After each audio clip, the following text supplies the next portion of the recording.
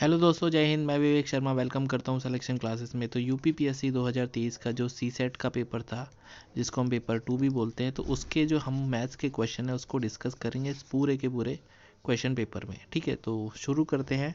और यदि आप भी एस्पायरेंट है यूपीपीएससी 2024 के प्री पेपर के लिए, तो आप इस वीडियो को पूरा देखें और चैनल को सब्सक्राइब करें। तो चलिए शुरू करते हैं। पहला क्वेश्चन,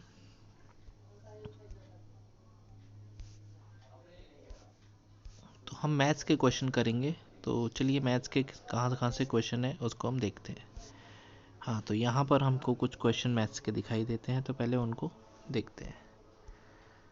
ठीक है, तो ये क्वेश्चन नंबर 42 आप अपनी स्क्रीन पर देख पाएंगे। तो क्वेश्चन नंबर 42 में क्या बोलता है कि देर आर 3 नंबर्स जिनका रेशो 3, 4 और 5 है। ठीक है, इनका एचसीएफ दे रखा है आपको 40 और एलसीएम दे रखा है 2400। और आपसे पूछता है कि इनका सबसे हाईएस्ट नंबर क्या होगा, लार्जेस्ट नंबर। ठीक है, तो यदि हम बात करते हैं, अगर हमारे पास एचसीएफ अवेलेबल है किसी भी नंबर का, तो एचसीएफ के बारे में एक चीज़ आपको पता होना चाहिए कि एचसीएफ होता है हाईएस्ट कॉमन मल्टीपल, मतलब इन सब में जो सबसे बड़ा कौन है। यदि हम एचसीएफ की बात करते हैं, इसमें एचसीएफ 40 है, मतलब हर नंबर में 40 आना चाहिए। तो इसमें 3 40 आ जाएगा, दूसरे नंबर में 4 इंटू 40 और तीसरे नंबर में 5 इंटू 40।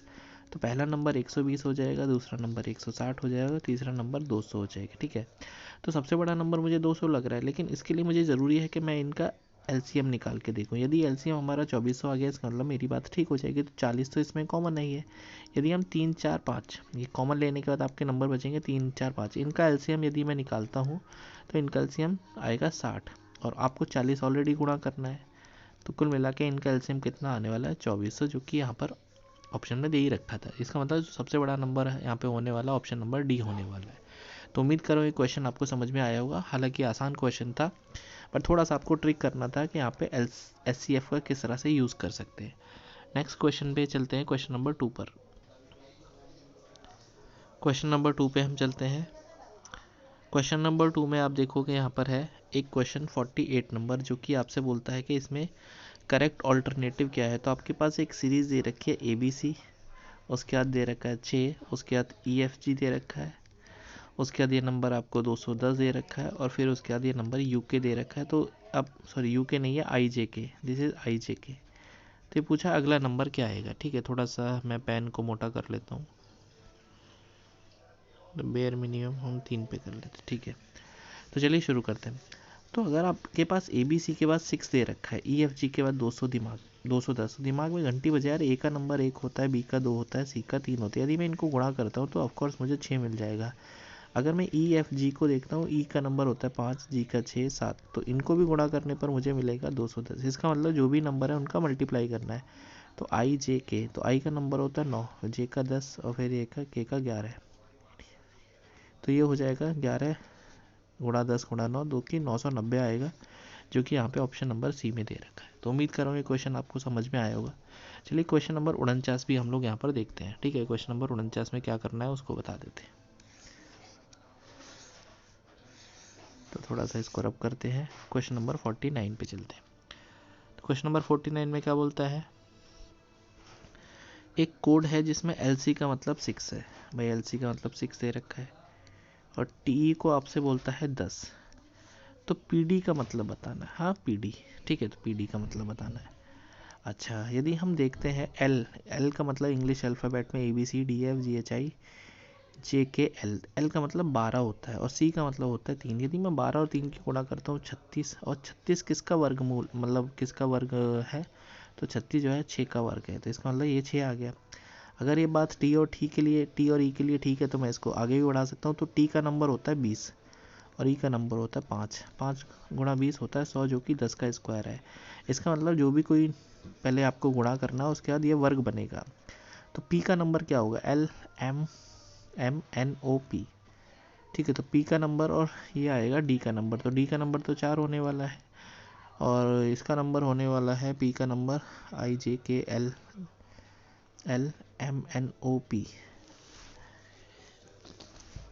तो ये हो जाएगा LMNOP के हिसाब से भाई LMNOP। तो ये 12 13 14 15 16, हाँ तो 16 चौका 64। अब 64 किसका स्क्वायर है, 8 का स्क्वायर है, तो यहाँ पे ऑप्शन नंबर 20 में करेक्ट है। तो उम्मीद कर रहा हूँ ये क्वेश्चन भी आपको समझ में आया होगा। चलिए नेक्स्ट क्वेश्चन की तरफ हम मूव ऑन करते हैं। Question number 50। क्वेश्चन नंबर 50, तो एक सीरीज आपको दे रखी है 1 0 5 8 17 24, तो उसके बाद आपको नेक्स्ट सीरीज निकालना है। ठीक है, अब इसमें आपको नेक्स्ट ढूंढना पड़ेगा। तो आपको ये कुछ ऐसा सोचना पड़ेगा, यार ये सीरीज कैसे बन रही है। तो मेरे दिमाग में घंटी बजी, यार 1 कैसे आ सकता है। अगर मैं 0 स्क्वायर प्लस 1 करता हूँ तो मुझे 1 मिल जाएगा। अगर मैं 1 स्क्वायर माइनस 1 करूँगा तो मुझे 0 मिल जाएगा। अगर मैं 2 का स्क्वायर प्लस 1 करूँगा तो मुझे 5 मिल जाएगा। अच्छा, मैं 8 की बात करूँगा तो 3 का स्क्वायर माइनस 1। 17 की बात करूँगा तो 4 स्क्वायर प्लस 1। अगर मैं 24 की बात करूँगा तो 5 स्क्वायर माइनस 1। तो एक चीज़ हमने नोटिस करी, यार एक बार ये +1 हो रहा है, एक बार ये -1 हो रहा है। इतनी बात आई थिंक आपको समझ में आ रही होगी। आप चाहें तो देखो, पहले ये +1 हो रहा है, फिर -1 हो रहा है, फिर +1 हो रहा है, फिर -1 हो रहा है, फिर +1, फिर -1। इसका मतलब अगला नंबर जो भी होगा उसमें आपको -1 करना पड़ेगा, बट कितना। तो ये 5 का स्क्वायर है ना, फिर 6 का स्क्वायर, सॉरी +1 करना पड़ेगा। तो 6 का स्क्वायर होता है 36। 36 में एक जोड़ेंगे तो हमको मिलेगा 37, जो कि यहाँ पे ऑप्शन नंबर ए में दे रखा है। ठीक है, आगे बढ़ते हैं नेक्स्ट क्वेश्चन पर। हाँ, क्वेश्चन नंबर ये 52 दे रखा है। If both the square root and the cube root of 3 digit natural number belongs to the set of natural number, then the sum of its digit. ठीक है, तो ये हमसे बोलता है both the square root and the cube root of a 3 digit natural number belong to the set of the natural number. तो ऐसा सम of digit निकालना आपको। तो अगर हम यहाँ पे बोलता है कि cube root of a 3 digit number, तो अगर हम 3 डिजिट का क्यूब देखते हैं तो आपको 1 मिलेगा। भाई 1 का क्यूब करोगे तो 1 मिलेगा। दूसरे में आपको 2 का क्यूब करोगे तो 8 मिलेगा। 3 डिजिट तक हमको चेक करना है। 3 पे आपको 27 मिलेगा। तो 1 8 27, फिर आपको 64 मिलेगा। तो 3 डिजिट पे तो अभी हम पहुँचे नहीं हैं। उसके बाद आपको 125 मिलेगा, फिर 216 मिलेगा, और 7 का क्यूब 343, 8 का क्यूब 512, 9 का क्यूब 729 और 10 का क्यूब 1000। अब आपको ये चेक करना है कि इनमें से कौन सा 3 डिजिट का नंबर ऐसा है जो कि आपके पास स्क्वायर रूट भी बने। ठीक है, तो 125 तो किसी का स्क्वायर रूट नहीं होता, बिल्कुल नहीं होता। और 216 भी किसी का स्क्वायर रूट नहीं होता। 343 भी किसी का स्क्वायर रूट नहीं होता। 512 512 512 512 का होता है 2 की पावर 9। हाँ, 2 की पावर 9, तो 2 की पावर 9 का मतलब ये भी नहीं बनेगा। 729 में आपको लिखोगे 81 इंटू 9, तो 81 का मतलब 9 का स्क्वायर होता है और ये 3 का स्क्वायर होता है। तो अगर हम 27 का स्क्वायर करते हैं, 27 का स्क्वायर कितना होता है, 27 का स्क्वायर, तो दैट इज 729। तो आई थिंक ये एक अनोखा ऐसा नंबर है जो 3 डिजिट का स्क्वायर भी है, परफेक्ट क्यूब भी है। तो इसका सम ऑफ डिजिट निकालना है।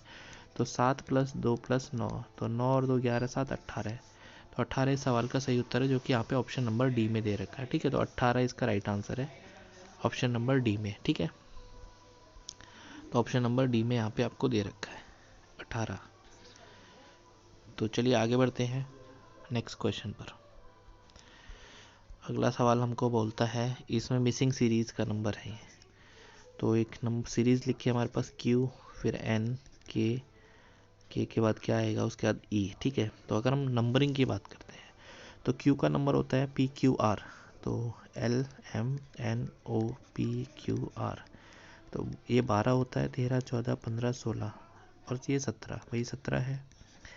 N का नंबर है 14। K का नंबर क्या है, J, हाँ KL, तो 12 JKL, तो 12 इसका है, तो 11। N का नंबर था आपके पास कितना, भाई N का नंबर 14 है और इसका नंबर कितना है, 11 है। K का नंबर 11 है। ठीक है, IJK। उसके बाद E का नंबर 5 है। अब आपको कुछ इसमें सोचना है। तो हमारे पास 17 से हम लोग 3 गिरे तो 14 पे आ गए, 14 के बाद 3 गिरे तो हम लोग 11 पे आ गए। अब हम 11 से 3 गिरेंगे तो हमको 8 पे मिलेगा। तो 8 पे कौन सा नंबर आएगा, तो 8 पे नंबर आएगा ABCDEF और G और H। तो H इसमें आएगा, जो कि ऑप्शन नंबर बी में दे रखा है। तो उम्मीद कर रहा हूँ ये क्वेश्चन भी बहुत मुश्किल नहीं था। तो यहाँ पे DEFGH, तो 8वें नंबर पे आपको H मिलेगा, जो कि यहाँ बी पे ऑप्शन में दे रखा है। ठीक है, नेक्स्ट क्वेश्चन की तरफ हम लोग बढ़ते हैं। तो नेक्स्ट क्वेश्चन भी आपको ये घड़ी वाला सवाल दिख रहा होगा, ठीक है, जो क्लॉक वाला क्वेश्चन है इसको सॉल्व करते हैं। जस्ट होल्ड ऑन, थोड़ा सा हम इसको जगह बना लेते हैं लिखने के लिए, ठीक है। तो चलिए, ये बोलता है क्वेश्चन नंबर 56 में आपको, देयर इज ए क्लॉक जो कि 3 मिनट पीछे है संडे 2 बजे, ठीक है। ये सब मैंने शॉर्ट में भी करा रखे हैं, जब मैं यूट्यूब पे शॉर्ट डालता हूँ। तो संडे को मान लो 2 PM है और कोई घड़ी 3 मिनट पीछे है, कोई बात नहीं। फिर हम लोग ट्यूसडे पे पहुँच गए 2 बजे, मतलब सेम टाइम सेम जगह। अब ये घड़ी 5 मिनट आगे हो गई, ठीक है। इसका मतलब हमको ये पूछा है कि घड़ी ने सही समय कब दिखाया होगा या कब दिखाएगी। अब आपको थोड़ा टाइम गैप का ध्यान रखना। मान लो ये राइट टाइम है आपका, तो एक घड़ी पहले -3 मिनट पीछे है, दूसरी घड़ी इससे 5 मिनट आगे है। तो यहाँ से यहाँ तक टाइम गैप कितना होगा, तो आप बोलोगे सर ये गैप जो है वो 8 मिनट का होगा। क्यों होगा, क्योंकि -3 और फिर +5, तो यहाँ से यहाँ तक 8 मिनट का गैप हो गया, ठीक है। अब बस इसी सवाल में यही आपको कैच करना था। यदि आप इतना कैच कर लेंगे तो आपका आंसर 2 मिनट में आ जाएगा। 2 मिनट तो मैं ज़्यादा बोल दिया, बल्कि और जल्दी आ जाएगा, ठीक है। अब करना क्या है वो देखते हैं। तो 2 PM से 2 PM आगे बढ़े, संडे से लेके ट्यूसडे, संडे से लेके ट्यूसडे, राइट। तो यहाँ से यहाँ तक जब आप आगे बढ़ेंगे तो आप 48 घंटे आगे चले गए। भाई 48 घंटे क्यों हो गए, क्योंकि संडे से मंगलवार, शनिवार रविवार से मंगलवार 2 से 2 बजे 48 घंटे। तो इन 48 घंटों में घड़ी जो है वो 8 मिनट आगे चलती है, हाँ।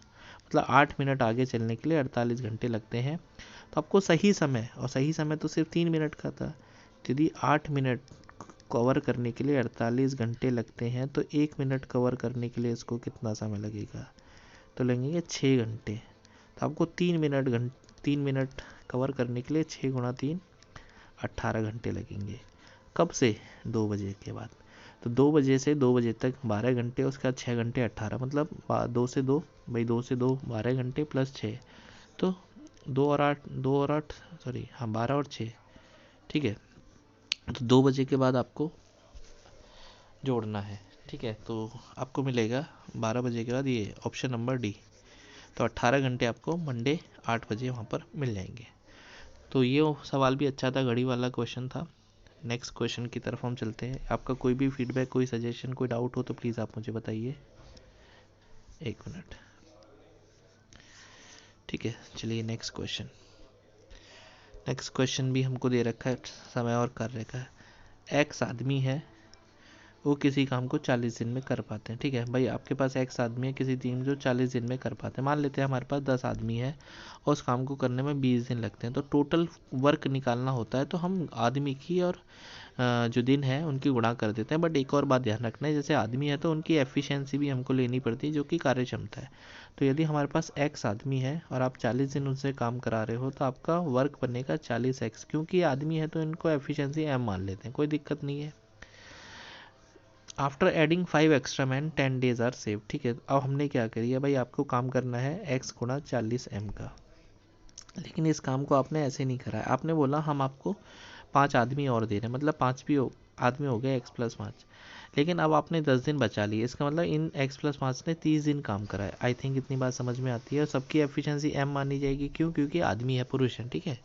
तो यहाँ से अगर हम सॉल्व करते हैं तो m से m मर जाएगा, तो x की वैल्यू 15 आ जाएगी। कितनी आ जाएगी, 15। तो अगर x की वैल्यू 15 है तो वर्क, टोटल वर्क कितना आएगा, भाई 15 तो आदमी है पहले, सबकी एफिशिएंसी m है और 40 दिन तक काम किया, तो 60, 15 × 40, 600 m काम है। अब इस 600 m काम को आप 30 बंदों से कराना चाहते हैं। कितने बंदों से, सिर्फ और सिर्फ 30 बंदों से, ठीक है। तो 600 m काम को 30 बंदे कितने दिन में कर पाएंगे, बंदे हैं दैट इज मैन है 30, सबकी एफिशिएंसी है, नंबर ऑफ डेज डी मान लेते हैं। तो यहाँ से डी की वैल्यू 20 आ जाएगी, जो कि यहाँ पे ऑप्शन नंबर ए में दे रखा है। तो ये भी आपको समझ में आया होगा। नेक्स्ट क्वेश्चन की तरफ हम चलते हैं।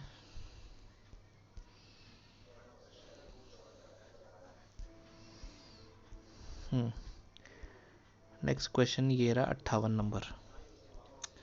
तो क्वेश्चन ये रेस का क्वेश्चन है कि 2 डॉग हैं जो कि अपोजिट डायरेक्शन में भागते हैं, सर्कुलर पाथ ऑफ डायमीटर 7, ठीक है। मतलब 2 डॉग है, एक डॉग D1 है, एक डॉग D2 है, ये अपोजिट भाग रहे हैं और जो डायमीटर है वो 7 मीटर का है। इसकी स्पीड 2.5 है मीटर पर सेकंड, और जो फास्टर वाला है उसकी स्पीड मान लेते हैं 3 मीटर पर सेकंड है। How long will they take to be at the maximum distance, मतलब इनको यहाँ पर मैक्सिमम डिस्टेंस तो तभी होगी जब ये दोनों अपने अपने लाइक एक्सट्रीम पोजीशन या जस्ट अपोजिट पहुँच जाएंगे डायमीटर पे। तो आपको ये निकालना है कि यहाँ से यहाँ तक पहुँचने में इनको कितना समय लगेगा, ठीक है। अब यदि हम इनके परिधि निकालते हैं, इस सर्कल की परिधि निकालते हैं, तो ये बनेगा 2πr। तो 2 इंटू 22/7 और रेडियस है आपके पास 7 का आधा, क्योंकि डायमीटर है 7, तो ये हो जाएगा 22 मीटर, ठीक है।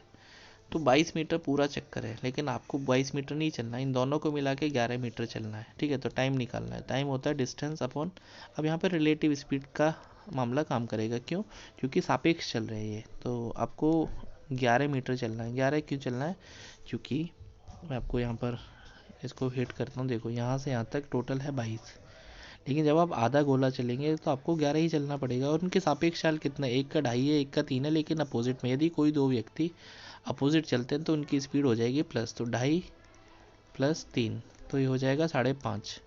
तो 5.5 का मतलब होता है 11/2, तो यहाँ से 11 मार देगा तो 2 सेकंड, तो 2 सेकंड में वो जस्ट एक दूसरे के मैक्सिमम डिस्टेंस पे आ जाएंगे, जो कि ऑप्शन नंबर यहाँ पर सी में दे रखा है, ठीक है। नेक्स्ट क्वेश्चन चलते हैं, और बीच बीच में इसको लाइक कर दो यार, और इसको सब्सक्राइब करो चैनल को, ठीक है, चैनल को सब्सक्राइब भी करो, और सीसेट प्रिपरेशन के लिए 2024 के लिए आप चैनल को सब्सक्राइब करो, ठीक है। चलो मिलते हैं, शेयर भी करो इसको। चलिए नेक्स्ट क्वेश्चन, 59 नंबर सवाल। The semi diameter of the basis of, semi diameter बोले तो रेडियस की बात करता है। 2 बेलन है, मतलब 2 सिलेंडर है, एक ये और एक दूसरा सिलेंडर। इसका रेडियस मान लेते हैं छोटा वाला 3 है, और जो बड़ा वाला है, मतलब चलो बड़े वाले को 3 मान लेते हैं, हाँ, बड़े वाले रेडियस को 3 मान लेते हैं, छोटे वाले को 2 मान लेते हैं। और उनकी हाइट, बड़े वाले की हाइट है n/1, छोटे वाले की हाइट 1 है। और वॉल्यूम दे रखा है बड़े वाले का 3 गुना, मतलब ये 3x है, और छोटा वाला 1x है, ठीक है। तो आपसे इनकी n की वैल्यू पूछिए, तो वॉल्यूम होता है V1/V2, that is pi R1 का स्क्वायर इंटू H1 और पाई R2 का स्क्वायर इंटू H2। तो पाई से पाई तो मर जाएगा, कोई दिक्कत नहीं है। तो R1 आपको दे रखा है, R1 कितना दे रखा है इसका 3:2, तो ये 3 का स्क्वायर और ये 2 का स्क्वायर। H1 आपको n/1 दे रखा है, लेकिन वॉल्यूम 3/1 दे रखा है, तो 9/4 हो जाएगा, इंटू गुणा करेंगे n/1 बराबर 3/1, तो 3 ने 3 को मार दिया, तो n/1 हो जाएगा 4/3। तो ये जो n की वैल्यू है, n की वैल्यू हो जाएगी 4/3, भाई यहाँ से n की वैल्यू निकालेंगे तो 4/3 हो जाएगी, जो कि ऑप्शन नंबर ए में दे रखा है। तो उम्मीद कर रहा हूँ इतनी बात आपको समझ में आई होगी। चलिए नेक्स्ट क्वेश्चन पे चलते हैं। तो यदि आपको कोई भी डाउट आता है, फीडबैक आपको देना है, तो प्लीज़ आप मुझे कमेंट करिए, डाउट भी है तब भी कमेंट करिए। सवाल नंबर 60 आपके सामने। तो क्वेश्चन नंबर 60 क्या बोलता है, अनूप एक व्यक्ति है, हाँ, ये रैंकिंग का सवाल है। तो Anup and Sunil are ranked 7th and 11th from the top, ठीक है। तो एक व्यक्ति है अनूप और एक व्यक्ति है सुनील, वो टॉप से 7वें नंबर पे, मतलब अनूप 7वें नंबर पे है और ये 11वें नंबर पे। यदि ये 7वें नंबर पे तो इससे पहले 6 लोग हैं, और 11वें नंबर का मतलब इसके ऊपर 10 लोग हैं, मैं यहाँ से यहाँ तक 10 लोग हैं, तभी तो इसकी पोजीशन 11वीं है। इसका मतलब 10 लोग का मतलब 6 तो ये हो गया, 7वां अनूप हो गया, और 8, 9, 10, तो 3 आदमी यहाँ पर है, मतलब अनूप और इसके बीच में 3 आदमी है, और टोटल आपके पास 31 है। तो ये हो जाएगा 7, 8, 3, 7, 6 ऊपर, ये 7 + 11, 11 के बाद यहाँ पे 20 बच्चे और बचेंगे। तो उम्मीद करो ये कैलकुलेशन आपको समझ में आई होगी। भाई आप देखो, यहाँ से यहाँ तक 6 बच्चे हैं, एक अनूप हो गया 7, फिर 10 हो गए, और ये 11 हो गए, उसके बाद टोटल 31 में से 20 नीचे हो गए। तो उनकी पोजीशन बॉटम से निकालनी है, तो बॉटम से इनकी पोजीशन ठीक है, तो बॉटम से यदि हम देखेंगे तो कितना अनूप का रैंक आएगा, तो 20, 21, 3, 24, 25, तो 25वीं रैंक अनूप की आएगी और इसकी रैंक 21वीं आएगी सुनील की। तो बहुत मुश्किल सवाल नहीं था, ये भी डूएबल क्वेश्चन था। तो पार्ट 1 में इतना ही करते हैं, पार्ट 2 में हम लोग इसके आगे के पार्ट में आगे के क्वेश्चन सॉल्व करेंगे। Till then you can subscribe the channel Selection Classes and please CSAT मतलब सिलेक्शन क्लासेस 2024 के लिए फॉलो कर लो, बहुत आपको काम आएगा, क्योंकि मैं जो ट्रिक बताऊंगा आपको शायद ही कोई दूसरा बंदा बताएगा। तो मिलते हैं नेक्स्ट वीडियो में, तब तक अपना ध्यान रखिए and please do subscribe the channel Selection Classes. Bye, take care.